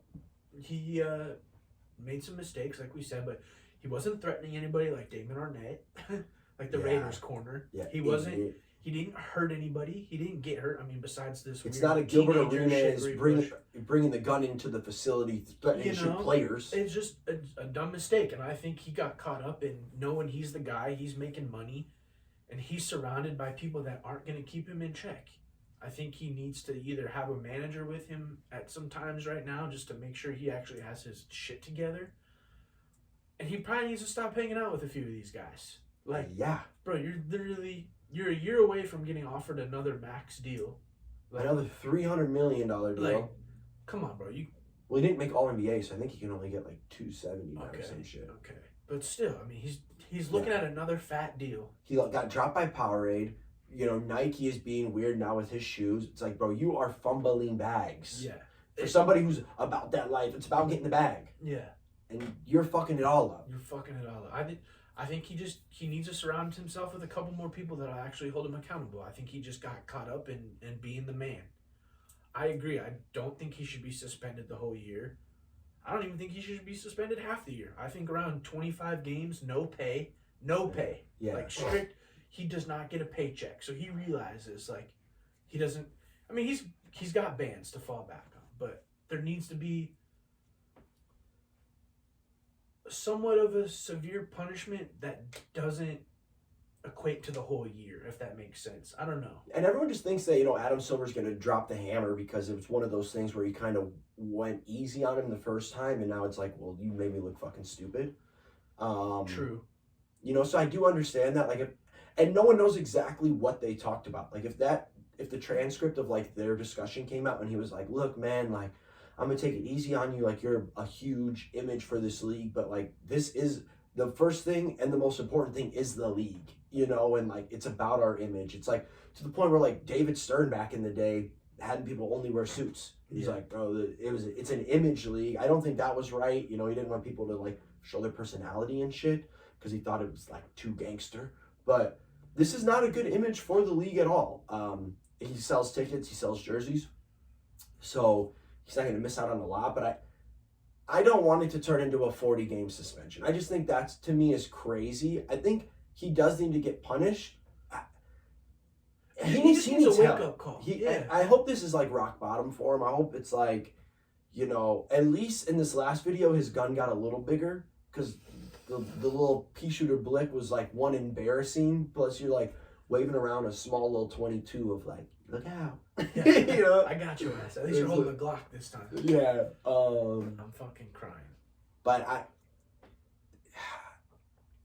I just feel bad for him because he's just dumb. Like, and everyone makes mistakes, but we make mistakes. Like, if everything was on camera that we did as kids too, shit, it would be embarrassing. Shit, I posted a picture of us on Facebook drinking. At like 17. I thought only us could see it. Yeah. And it's like the amount of things people like, make mistakes. You know, he's a what is he, 23, 24. It's like when our homies first got the house, you know, it was like there was guns around, there's things around, certain things happen, blah, blah, blah, blah, blah.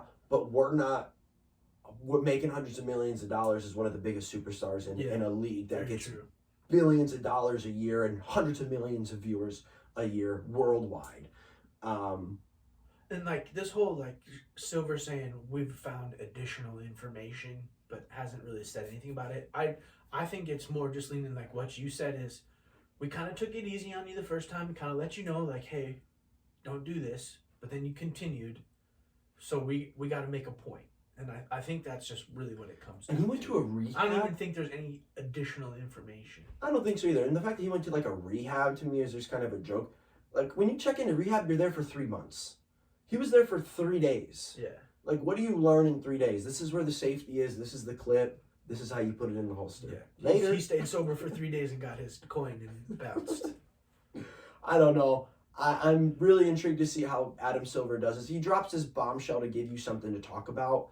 And the way they're talking about it, shit, I honestly, it would be so dumb for him to say all this shit and then only give him a 10 game suspension. I think that'd make his ass look goofy too. True. But man, John, like, bro. Wake up, bro. Someone Wake get my man's a knife. It's a knife. Like, quit.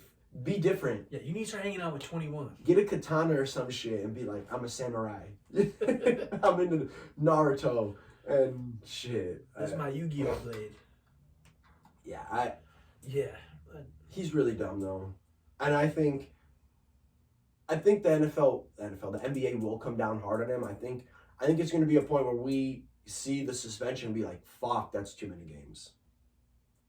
Because it's all this morality shit. You know, that's what all this comes in, and then everyone's like, oh my God, you know, he can't be doing this and blah, blah, blah, blah, blah. And it's like, yeah, he can't, but he also technically can. Like, he really isn't doing anything illegal.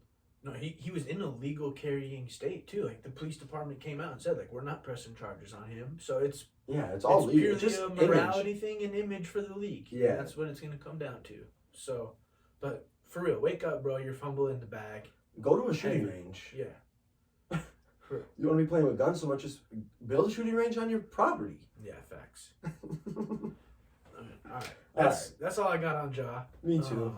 I see you got the roster pulled up over here already. I do. Did you see the team? The FIBA World team? Oh my gosh. I saw a different screenshot of like commitments and it didn't have nearly that many players, so we should follow that one.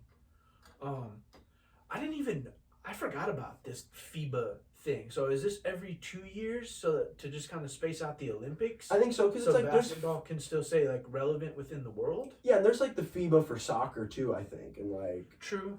Like kind of like the Gold Cup. Yeah, and like they're different like cups. It's just another like World Basketball Championship, you know, like the FIBA. I'm pretty sure it's every 2 years, and then they have the Olympics. But if you guys haven't seen the, you know, Team USA has had several players commit. The list of players who have committed already it's pretty staggering. I know we have the best basketball players in the world. I want to see them. Like, this list is, I don't know who, I think this is one of those things where like certain invites got sent out accidentally, and then these people are like, oh, these players are like, yeah, we actually will play, and it was like, fuck, we weren't, accounting on them actually saying yes. I mean, we want to see these guys, but I think FIBA was like, no max guys. I don't know, because I saw the players that can still play. It's like KD can still play, Dame can still play, so I think there are going to be superstars, but as of now, let me read you the list of people committed. I'm going to go from players I think are the best to worst, my opinion. Best on this list of people who have agreed, Mikal Bridges number 1. Of the players who have committed, he's probably the only one that I'm like, okay, I would like to see him. I think he's a stud. I think he brings a different dynamic if he were to play, like actually wanting to play defense and being a nice little role player to the superstars. Next, Brandon Ingram, good player. Player. He's really rounded out his game the last 2 or 3 years. A star, you know, but not superstar. Tyrese Halliburton, good player, lower level point guard. Should be FIBA. Anthony Edwards, a lot of hype on him. Overall, number 1 pick. He had a couple good games in this playoffs. My opinion, I saw him have a couple bad games. I think he is, without a doubt, on the Mount Rushmore of overrated players in the NBA. That is just my opinion. He's my Joe Burrow for the league. It's like everyone just thinks he's good. At least Joe Burrow made it to the Super Bowl. This dude really hasn't done a fucking thing. And I think it's just the upside. Everyone's still, it's like what they say about Tatum. He still has a couple more years to grow into who he's supposed to be. I mean, Ant-Man's barely like 21, 22 years old. Yeah. I think he's still a couple years away from what he's going to be. But I don't like his game. Yeah, I feel you. I don't think he's good. Jaren Jackson Jr., reigning Defensive Player of the Year. Yes. Player overall. if there's somebody who has the ugliest looking shot in the league, it's definitely him, and his 3-point percentage is god awful. Maybe he's there just for defense. That one is okay. Bobby Portis. Energy. That's an energy guy. They needed a player like that. Did they? They needed a role player for a team in the NBA to represent the United States? We can't even get all starters? Hey, he plays 20 minutes a game. And last but not least, I've never seen anybody benefit off of 3 good games more in my entire life. Austin Reeves. Austin Reeves. Don't be hating on AR-15, bro. Austin Reeves played 3 good games in the playoffs, and all of a sudden he's going to get a $100 million contract. He's going to be one of the most overpaid players in NBA history. And now he gets to represent Team USA for what, doing a couple shake and bakes and missing at the rim? Bro, he was pretty good the whole postseason. I mean, I saw him have 5 terrible games. He had like 3 bad games. Otherwise, he was a 20-plus point a night guy. And he was going 5 of 8 from 3. Like that. He did that like 3 times, and he did it against Lil Blick. He wasn't there. He did it against Memphis. He played pretty well versus the Nuggets, bro. He was doing his thing. Oh, and I forgot the Nuggets. He looked terrible. Golden State, he was eh. I don't know. I can't tell if you just hate him because he's on the Lakers with Bron or what. I actually think he's a pretty solid player, bro. He creates his own shots. We've agreed if he can get better finishing at the rim, he's going to be a 25-point-a-night guy. Okay, but when everyone was talking about how great he played, he had games that were great, fam, and he would have 17 points, 3 rebounds, 2 assists, and shoot 33% from the floor. And everyone's like, man, but he hit those 2 big threes in the fourth quarter. It's like, yeah, he had 10 points up until that point. I think it was more of like, he showed being an undrafted guy that he could hang in the NBA. And like, he really rounded out his game. I think he has played, everyone's just hyping up these undrafted, people are going to get contracts. But like, Caleb Martin showed more than he's shown, and they're both undrafted. Gabe Vincent's played better than he's played, and Austin Reeves is getting overhyped. He plays no defense. I'm not disagreeing with that. Look where he's at though, too. He's in a big market in LA. Exactly, playing next to Bron, but it's like he wasn't even. To me, he's a low level starter. Like, you go to multiple teams, he's not a starter on that team. Like, to represent Team USA, like, where's my invite? Bruh, I can't. Damn, I'm surprised, to be honest. Why isn't... We must... You know who should He was the 3rd best player on that Lakers team. You know who should be invited? No, Rui Hachimura was the 3rd best player on that Lakers team, without a doubt. You could go 3A, 3B, however you want to say it. Reeves was playing more minutes. He was He's a liability on defense. The point guard from the Celtics with that last-second shot, White, better than Reeves. Better shooter. Better player. I mean, give me the pesky dude who plays defense for the Pelicans. I like that guy. Valero. Yeah. All right, we're moving on from this FIBA conversation. They're obviously great players. They're in the NBA. To represent Team USA, it's going to be like those couple years when the superstars didn't play for Team USA for the Olympics, and we got like bronze, and then all of a sudden the next FIBA team is going to be so loaded that we're not going to lose a game, kind of like when they came in with revenge. Because this team right now, we ain't winning.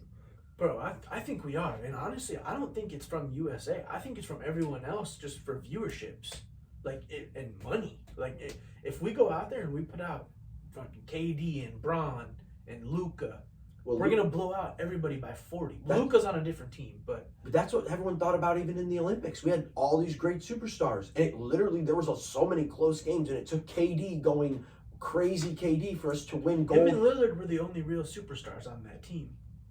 Tatum was on that team. I don't like Tatum. I don't consider him a superstar. Chris Middleton when he was good. Chris Middleton when he was good is better than all of these players. I forgot about Middleton. But still, I mean, there was no Bron. There was no... Bam, I think, was on that team. We feel the same way about Bam. Come on now. Bam's better than all the players I just read off. I don't think he's better than Jaren Jackson. I was just going to say, I don't think he's better than Jaren Jackson. He just won Defensive Player of the Year. Bam's energy's way better. Come on, bro. Energy don't necessarily win games. Look what he's doing against Nikola Jokic, actually looking decent.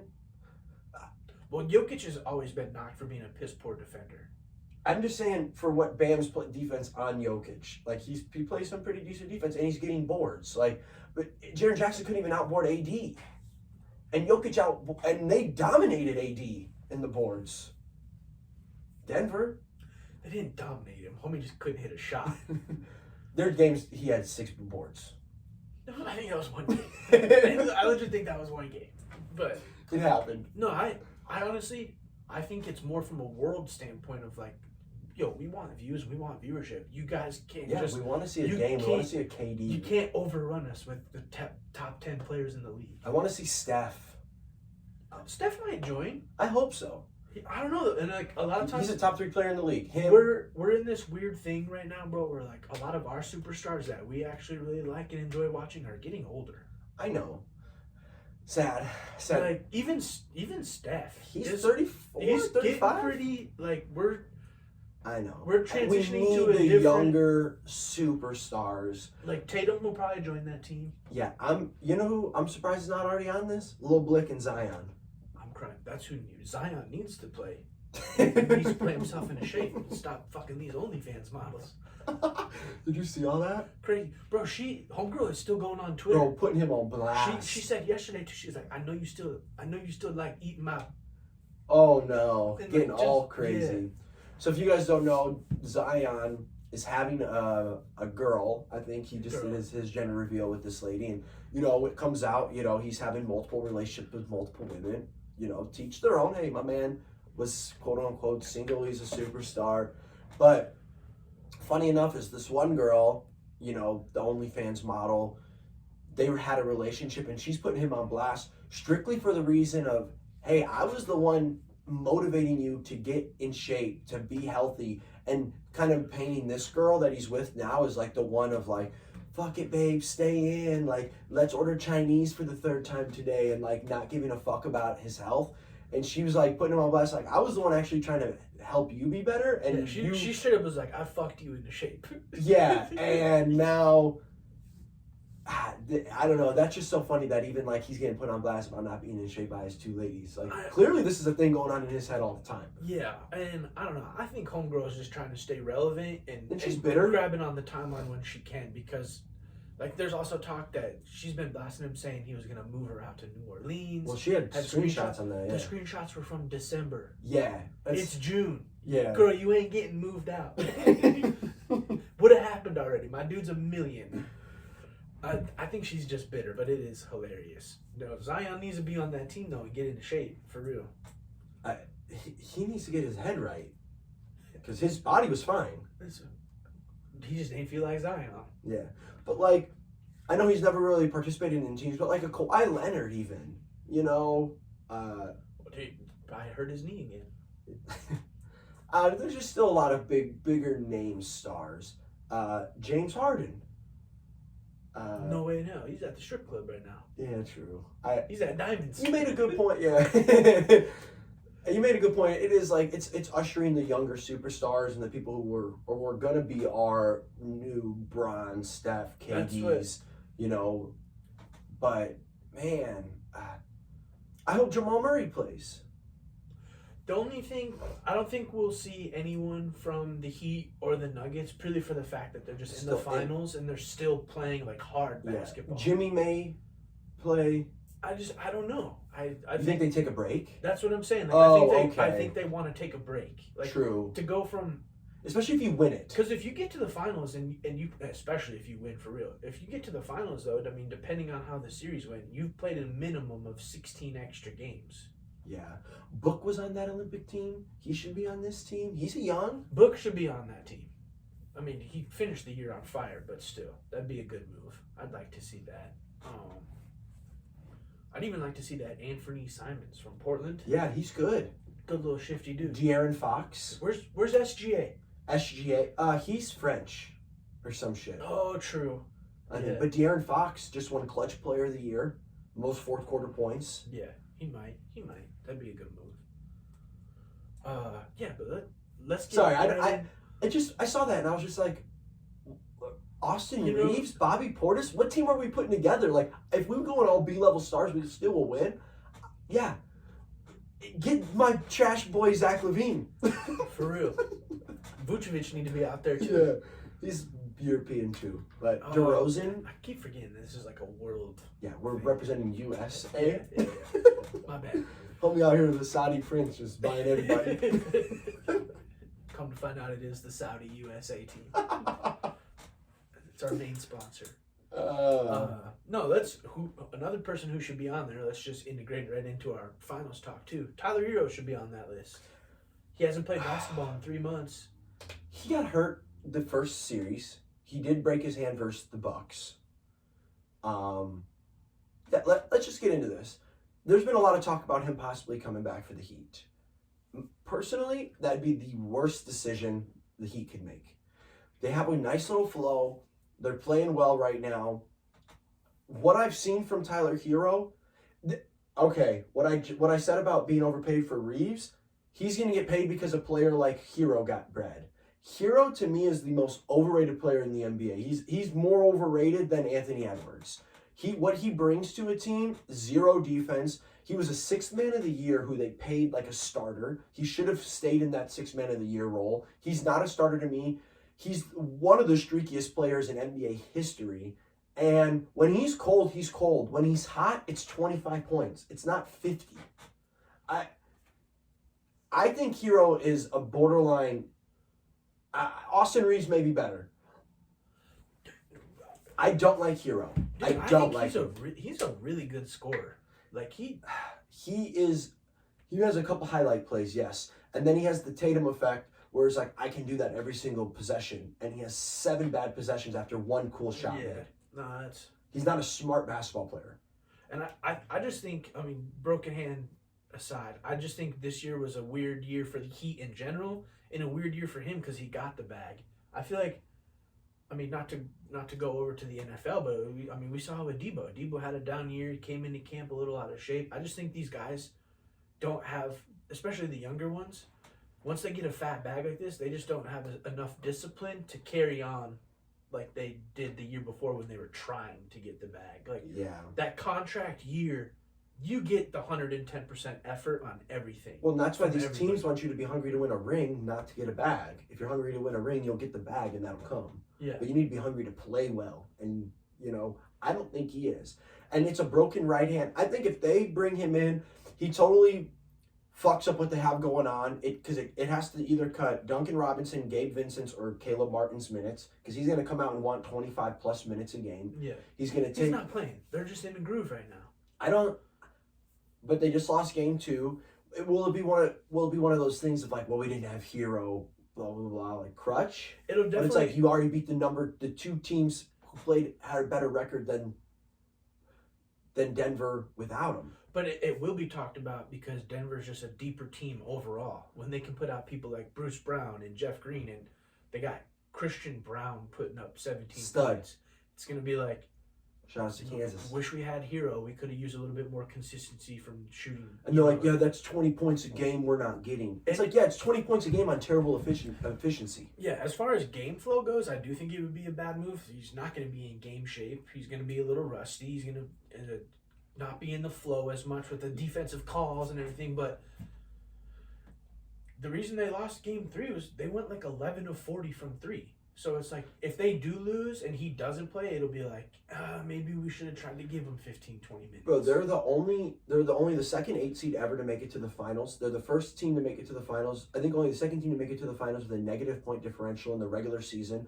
They were the worst shooting 3-point team to make it to the playoffs. They were bottom 3. The only reason they've made it this far is because out of nowhere, they're hitting 45% from 3. If they have games that they don't hit, they've lost every single game. They have not shot 47% from 3 this playoffs, which is crazy.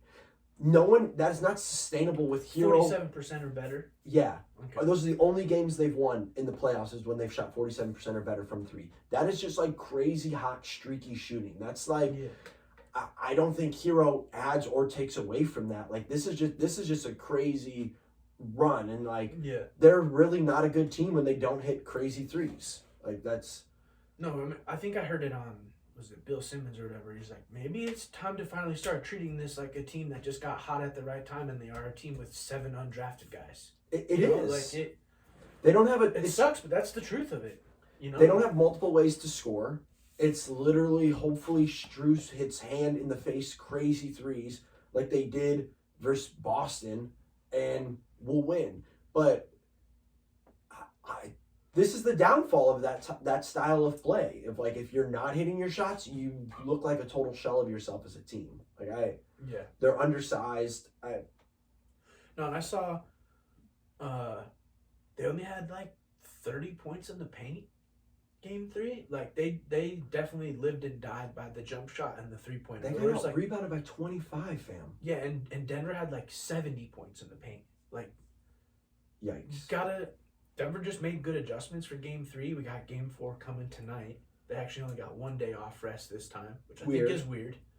I think it's scheduling with the Stanley Cup just because both Miami teams are actually in their respective championships, so I think it just got weird with that.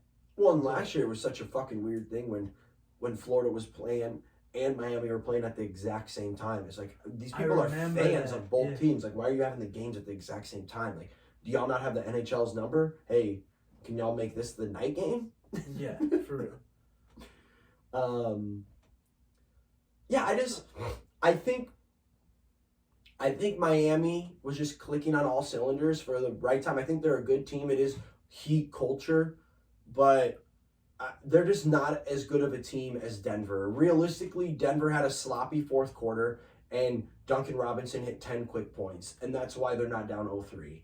Like, Denver's outplayed them legit 11 of the 12 quarters. Yeah, and Game 1 could have went either way, and I truly think that was just because Denver was chilling for 10 days.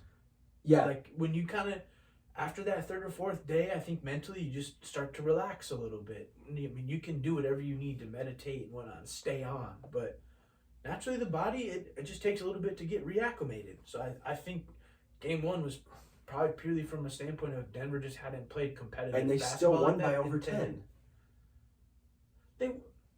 They did. Yeah, it was a closer game. The last 3 minutes of the fourth quarter, it just was weird. Like, yeah, the Heat were in that game. Well, and in Game 2, it was like Heat jump out to a 15-point lead, and then there's a 30-point swing, and they're down by 15. Like, you just can't have spurts like that. And it comes from them living and dying by the 3, and it's like you see these teams. This is my quick little vent session. I hate that style of play unless you're fucking Steph Curry. Is like, you see all of these teams do that. They get hot, they win games. Oh my God, it's electric. And then you never have another form of scoring, and you completely get your ass whooped. It's literally what happened to Boston. I was gonna say, that's been the Celtics' MO for like the last 3 years. It happened to all these teams. That was those Rockets teams back in the day with Harden. It's all these teams like, yeah, you can win some regular season games, but you get in and teams actually start playing defense and close out on your shooters, and you don't get 40 wide open threes a game. Shit, oh my God, we're not hitting 40% of them? We're only hit 26% today? Like, you're not winning games. And when you continuously keep shooting them, it's... I have Nuggets in 5. I really do. I think Nuggets... I said they were going to win by 10 plus. They pretty much dominated all of Game 3. I do want to say in Game 3, it was pretty cool to see 2 players, first ever teammates in any NBA game, let alone the finals, have 30-point triple-doubles. Jokic is the first player ever to have a 30-20-10 game in a finals game. I think the NBA gave him the 10th assist. All of a sudden, it just appeared on the thing. The dude, I think it was Bruce Brown who hit the shot. He took 3 dribbles before he pulled up after the pass. I'm like, is that an assist? And the 10th rebound for Murray was literally the last play of the game. They left him in the last 2 minutes, and he was hunting that rebound. They tried to get him the things, but they still dominated the whole game. Yeah, no, I'm not taking away from that. I think this is the best 1-2 punch we've seen since like Kobe and Shaq. The stats they're putting up have not been around since Kobe and Shaq. And that, yeah, it's showing. Their pick and roll is disgusting. If they hadn't just beat the Lakers, this would be really fun to watch. I've been saying since before he got hurt, Murray was on his way to being a superstar. You did. I was off that train. I'm leaving it now. This is crazy. Like, if these guys can stay together, I think Denver, they just know how to play with each other, and they just know each other's tendencies so well. If they don't get selfish and they don't get money hungry and a little bit individualized with it, I think Denver will always be one of the top teams in the West with these two guys now. Like it's kind of like how when Bron was on the Heat and when Bron was on the Cavs before he left for the Lakers. It was like, as long as you can keep these two guys together, whatever you fill in around it, they're gonna get deep in the playoffs. Yeah, I mean, when you look at it, it's like, yes, they've gotten scoring from like random pieces, the Brown dude, Bruce Brown, but I mean, as their third best player playing god awful, like he's never even stepped foot. You know what? I watched in Game 3, Christian Brown is this kid's name. He comes in, he's a rookie, just won the national championship with Kansas last year. You watch him stand right next to Michael Porter Jr. He scored 12 points. Every single one was on him driving to the hoop. You play with Jokic and Murray, they find you. You drive, you cut. I watched this dude, Michael Porter Jr., just fucking stand still on the three-point line. It drives me sick. You are one of 357,000 in the fucking finals, and you just stand there. God forbid you cut. His hands are terrible. He had 2 plays where the ball was going out of bounds. They throw it, hits him right in the fucking chest, so he can't catch it. Yeah. I was a Michael Porter Jr. supporter. I don't know if this is just the worst basketball stretch he's ever had in his life. He is a chump. He's garbage. Garbage. Yeah, when his shot's hitting, cool, he looks good. He doesn't put no effort. He does not try to fucking rebound. He doesn't cut. He doesn't run around there. He stands and he shoots threes. You're 7 foot. No, I think he's kind of let the number 3 role get to his head a little bit. Like he did have Bruce Brown is better. I don't think so. Better for this team.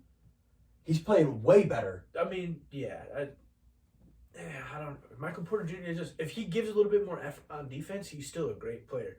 KCP's playing better. He gets in these weird things where he just chucks up the weird jump shot instead of trying to get into the offense. Like, bro, I know the reason you were going to be potentially the number 1 pick if you didn't have back issues was because of how explosive you are on offense. But you still have to get within the offense, especially in the finals. Like, you can't just be. He's doing the Jason Tatum, hold the ball, chuck up the shot, or there's 20 seconds left on the shot clock and he just chucks the 3 up. Like, no, you have to get better possessions, especially in the finals, and I think it's just being amplified. And when he's not, he's turned into DeAndre Ayton, just completely gone. Like they're playing 4-on-5 because he brings nothing. I don't know why he irks me. I supported him for so long and I loved his play. What kills me is when you're not playing well and then you don't give effort. That's what I was just saying. You can't not give effort and play that. You can tell he's the guy when he's not hitting a shot on O. You're not getting nothing from him on D because he's butthurt. Yeah. That's exactly. It's diva-esque. It's bitch-made shit. Yeah. Do better. Yeah, so you're in the NBA Finals. What more effort do you need? Like the fact that the whole team came out and they were saying it, Jeff Green, Michael Malone. He doesn't like being called Mike. It's Michael Malone. He's even more of a loser for that. I've been hyping up his coaching all postseason. I don't like him anymore. Jake's been anti-Michael because he's been throwing constant shade He's to the Lakers. He's still talking about the Lakers and we're in Game 4 of the finals. Move on, bro. He cracks me up. I like Michael. I like Michael. But they were talking about effort and like you're in the NBA Finals. Like, what more motivation do you need to give effort? And that's why they lost Game 2. That was mainly focused at Michael Porter Jr. His minutes have gone down every single Finals game. He played 21 minutes Game 3. Oh wow. Yeah, I'm curious to see what he plays tonight. That'll be a big I wouldn't tell. even start him. It'll be a big tell if he only plays like 15 or if Michael Malone doubles down and like, okay, here's 30, bro. What do you got? I'm starting Christian Brown and being like, that's how you fucking show effort. You run. Just to prove a point? Just to prove a point. You want to get back out there? You want to play in these finals? We'll play you like Udonis Haslem and put you in the last play of the game so it says you played.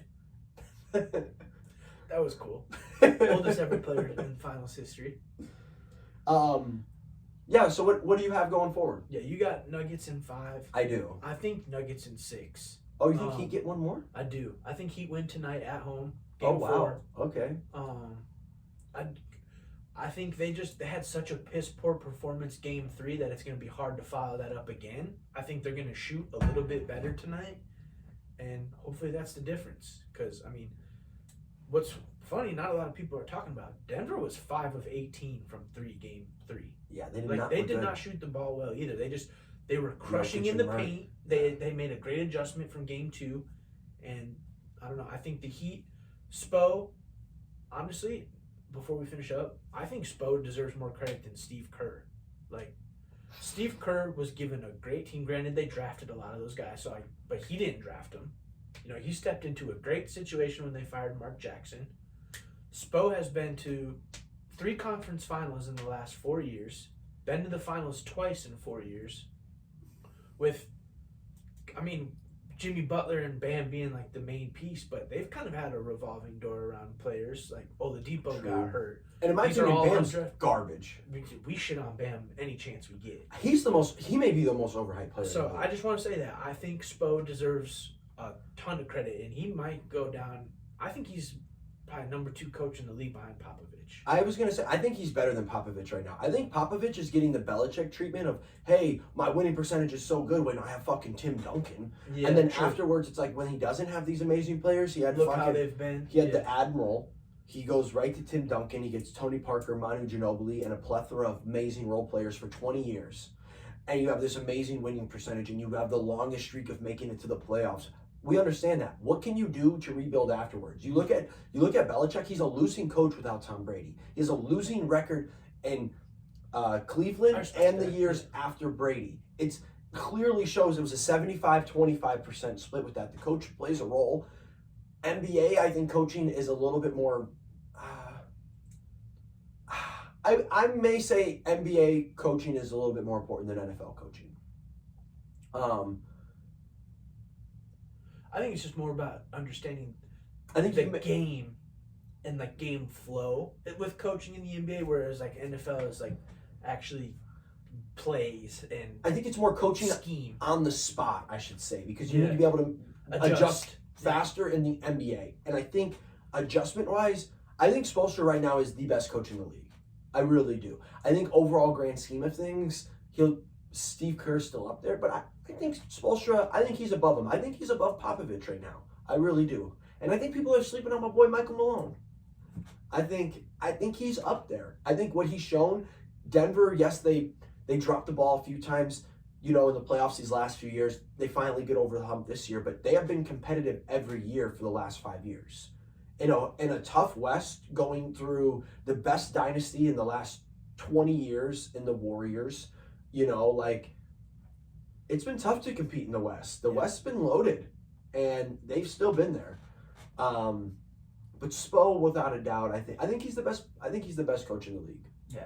With that said, Nuggets in 6. I just wanted to give Spo his flowers. Yeah, definitely. I think he deserves them. I still have Nuggets in 5. Is there a better player in the league of tipping rebounds to himself than Jokic?